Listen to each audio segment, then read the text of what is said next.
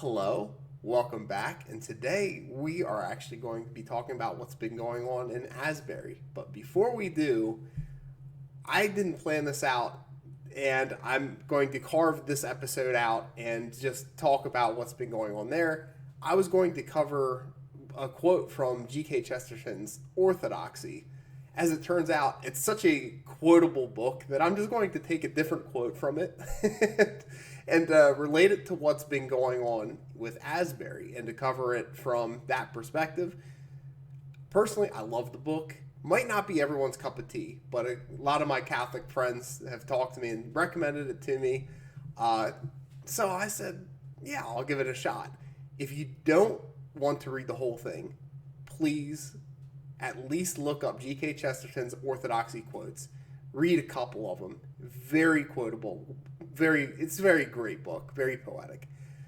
Before I also move on from that, I also want to mention the word orthodoxy in this context that we're going to be going over because I'm going to mention a few times. I mean it as the proper understanding of Christian belief, Christian theology, and avoiding error, avoiding heresy. I don't want to make it a too broad of a definition, but I also don't want to use the most narrow definition. And I think in the context of the reading today, it will make sense going and moving forward with that. So I just wanted to carve that out before I got into the meat and potatoes of everything.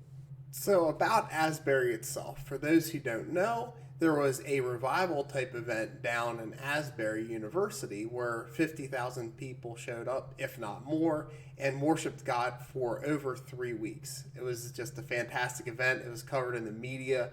What we're going to be talking about today is to kind of take a step back after the fact and to really reflect on what happened, some of the lessons we could take from it, and take not so much a granular view. I know there was a lot of criticism of things that were said and to really inspect the trees. And instead today we're going to be looking at the forest.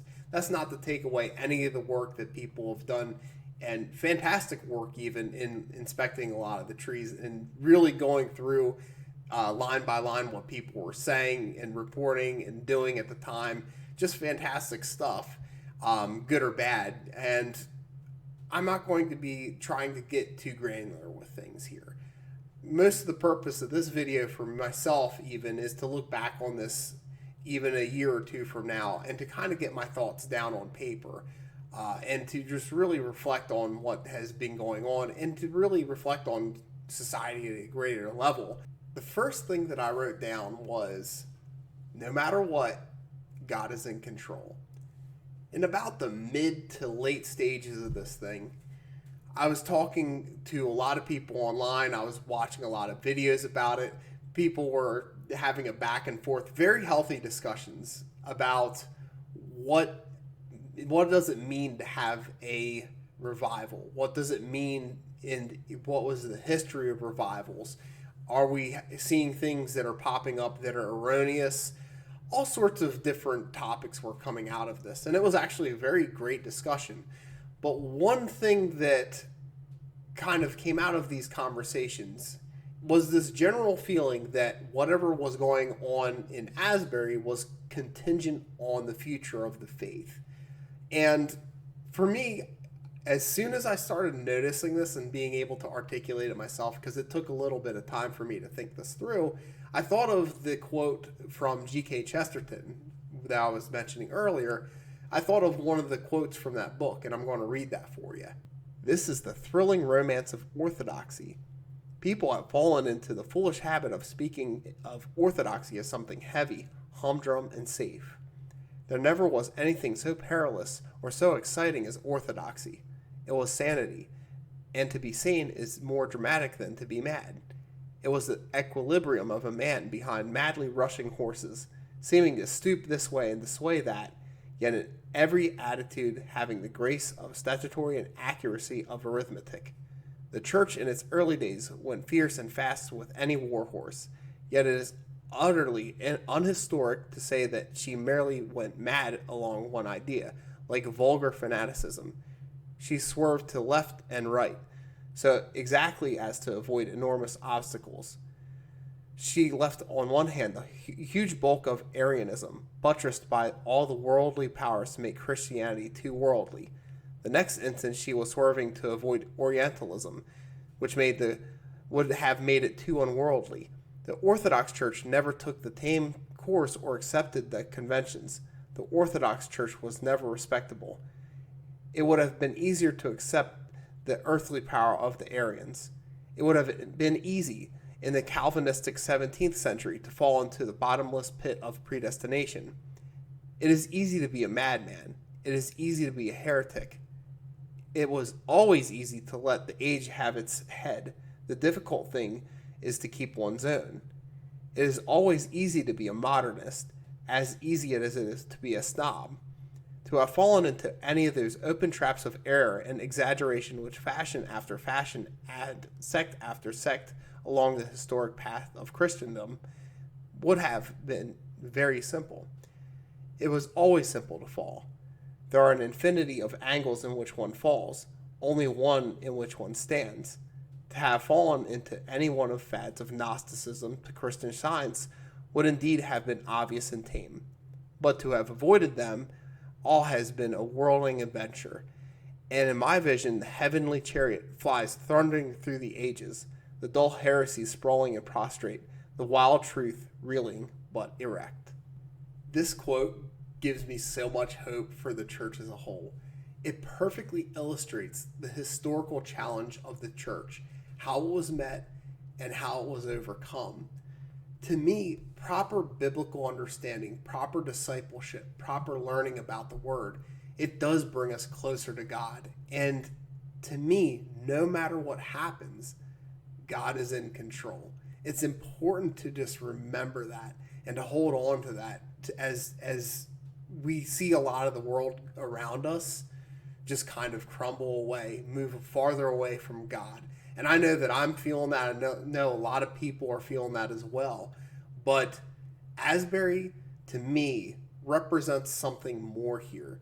And I think this is getting into my next point even, is that there's a rejection of the current new orthodoxy, the way the world looks at things. And it's a call back to the romantic adventure of orthodoxy itself. To me, that seeking out of something is going to be very important to what Asbury is going to be regarded as into the future, especially at this point in time. So that leads directly to my next point, that Asbury is a direct rebuke to the way of the world. If you're anything like me, you were probably thinking and feeling a lot of the same emotions and thoughts that I was having at the time, which is finally there's something out there that's distinct from the world, and you could probably even call it salty. I thought that a little bit from some of my experience, but there's an attempt here from a lot of these young people, a lot of these new people to faith, to bring order out of chaos, to orient themselves in such a way that they're putting God first and not themselves. For our culture and for our time, that cannot be understated about how important that is. To me, we see the world and it's filled with call-out culture. But now we see young people crying out genuinely to God. That is fantastic. Like, that's a reversal of all the trends that we see. That doesn't mean all the young people are doing it, but there's a significant number of young Christians and young people who are seeking something higher than themselves. They're recognizing that things the way they are just not tenable. It's not a path of enrichment. It's not a path of enlightenment. It's a path of destruction to only service the self. And for me in this channel, what I've covered in the last couple of weeks here with this mission statement, that is exactly the thing that I was looking at and trying to answer of what is the missing ingredient in society right now? What is it that everyone's missing? We're not putting God first. We're not serving our neighbor as ourselves. But we're also missing that idea of sacrifice. We're also missing that idea of humility, of love. And there's no grace that has been given from society, but grace from God, the forgiveness of sins, the way that we can make amends, the way that everything matters. Young people are seeking this stuff out because Christianity, everything that we have learned, everything that we're discipled to, it all works. Young people are yearning for this message. I don't want that to get lost. The last thing that I wrote down was, it doesn't have to end here. Let's end this on a high note. So, people drove from all over, people flew from all over to experience worship, fellowship, and his word at Asbury. Now, what if we could experience what happened there where we are right now? Because, as I said last week, we're indwelled with the Holy Spirit. He is with us wherever we go. So, my challenge here is that, can we bring revival to our own hearts? Can our own hearts be renovated? Not only that, but can our communities be renovated? That's such a special and fun thought, because this can happen. We already know that young people are yearning for this message. Young people can gravitate towards this, and that it doesn't have to end here. We can continue to disciple to young people. We can continue to disciple to our community. So revival doesn't have to end at Asbury. Next time we'll be covering the rest of the mission statement. So that'll be a little exciting. And until then, keep praying for revival in our hearts and in our communities. Stay salty.